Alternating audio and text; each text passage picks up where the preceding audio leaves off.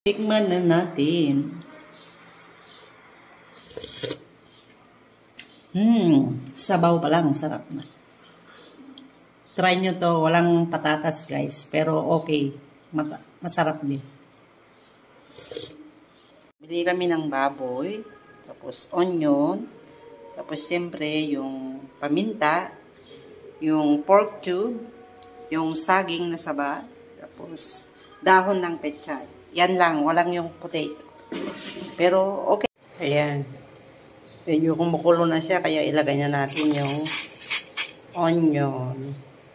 At saka yung paminta. Buo yan ha, yung paminta. Antayin natin kumulo ng todo, saka natin ilagay yung yung karne ng baboy. Ayan, kumulo na siya, kaya ilagay na natin yung karne. See, tapos takpan. Ilagay ko na rin yung pork cube. Tapos antayin. Yan, malambot na yan siguro. Ilagay na natin yung saging na saba.